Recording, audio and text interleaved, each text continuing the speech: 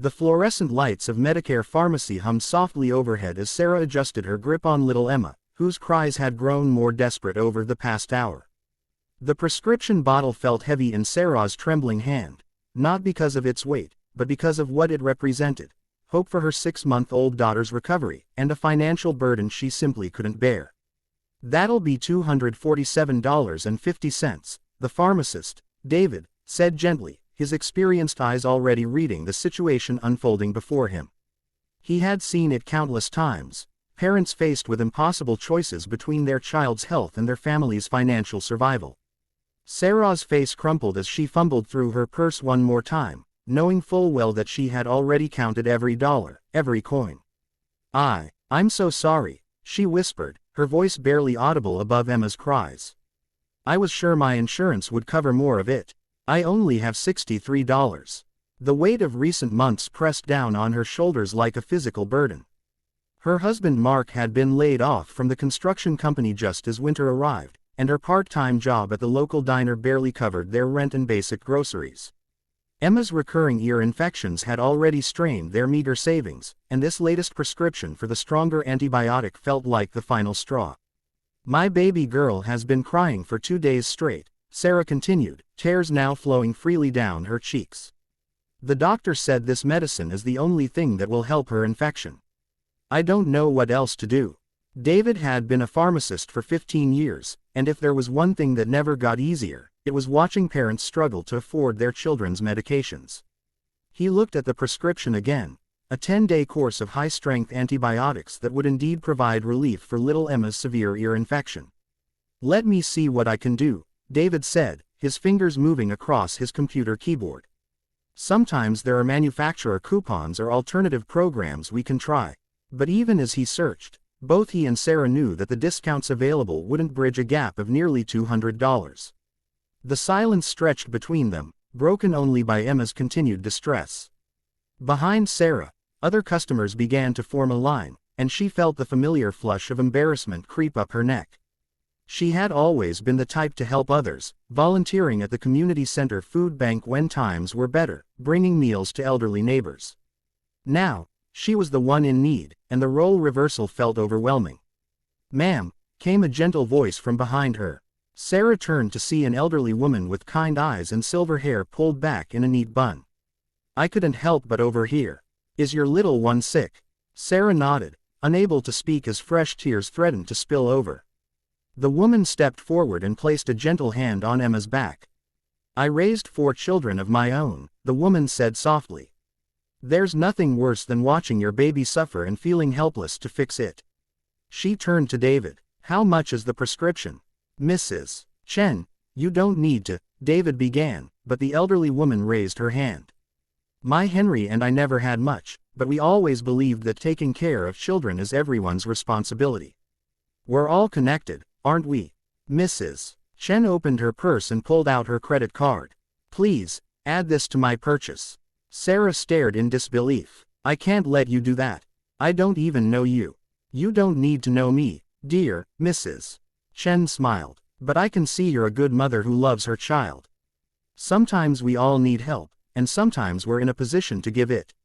Today, I can give it." Before Sarah could protest further, David had processed the transaction. As he handed over the medication, more voices joined the conversation. "Is everything okay up there?" asked a young man in a construction uniform, who had been waiting patiently in line. When the situation was quietly explained, he shook his head in amazement. "That's beautiful, what you did," he said to Mrs.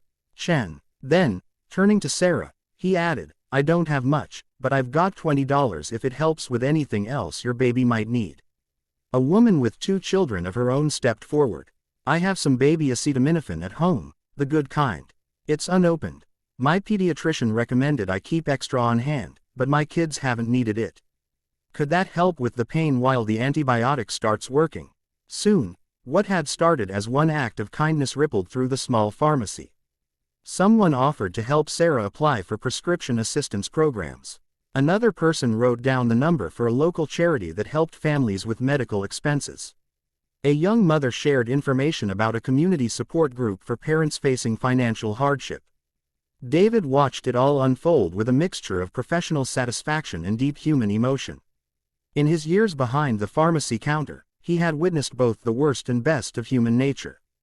Today was definitely one of the better days. "Mrs. Chen," he said as he prepared her own prescription, "you've started something beautiful here today." The elderly woman smiled. "You know, David, my Henry used to say that kindness isn't something you do when you have extra to give. It's something you do because you recognize that we're all just people trying to make it through, helping each other along the way." As Sarah finally left the pharmacy with Emma's medication, her purse also contained several business cards, phone numbers, and even a small bag of groceries that someone had insisted she take from their own shopping. But more than the tangible help, she carried with her a renewed faith in human goodness. 3 weeks later, Sarah returned to the same pharmacy. This time, she wasn't there for Emma, who had recovered beautifully from her infection, but to fill a prescription for Mrs. Chen, who had mentioned during their brief encounter that she sometimes struggled to get to the pharmacy herself. "Is this the favor program I heard about?" David asked with a knowing smile as Sarah explained her mission. "I guess it is," Sarah replied. "Mrs. Chen taught me something important that day. She showed me that accepting help isn't about being weak or failing, it's about being part of a community. And now that Mark is back to work and things are stabilizing, I want to be part of that community for someone else." David processed Mrs. Chen's prescription and watched Sarah leave, knowing that the circle of kindness that had started in his pharmacy that difficult day was continuing to grow and spread throughout their small town.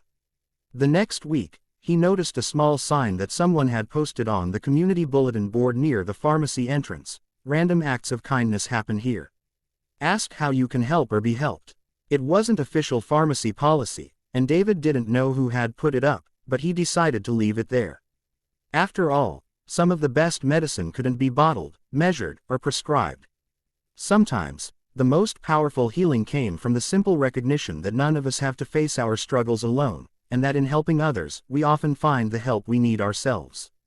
In the months that followed, David's pharmacy became something of an unofficial community hub.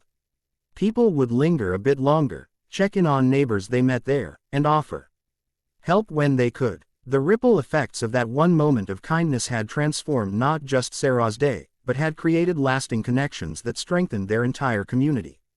And whenever David felt discouraged by the challenges of healthcare costs, insurance complications, or the daily struggles his customers faced, he would remember Mrs. Chen's words: "We're all connected, aren't we?" In those moments, he was reminded that his role wasn't just about dispensing medications. It was about being part of a community that cared for one another, one prescription, one act of kindness at a time.